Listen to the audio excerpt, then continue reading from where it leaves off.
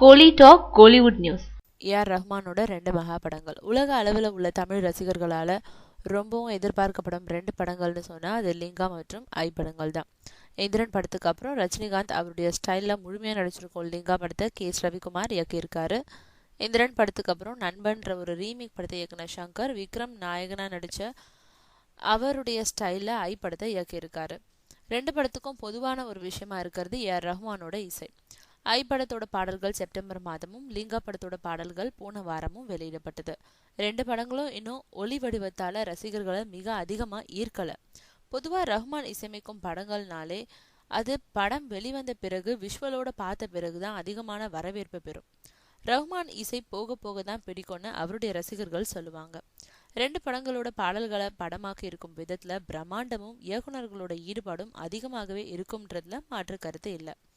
படம் வெளிவந்த பின்னாடி அந்த பாடல்களோட ஹிட் விகிதம் வேற மாதிரி இருக்கும். 2 படங்களுக்கும் ஏஆர் ரஹ்மான் இசைன்றதுனாலையும் ரஜினிகாந்த் சங்கர் 2 பேரும் உலகம் முழுக்க அறியப்பட்டவங்கன்றதுனாலையும் லிங்கா ஐ ஆகிய படங்கள் அடுத்தடுத்து வெளியாகும் போது உலக அளவில் 2 தமிழ் படங்கள் மிக பெரும் சாதனை படைக்கும்னு எதிர்பார்க்கப்படுது.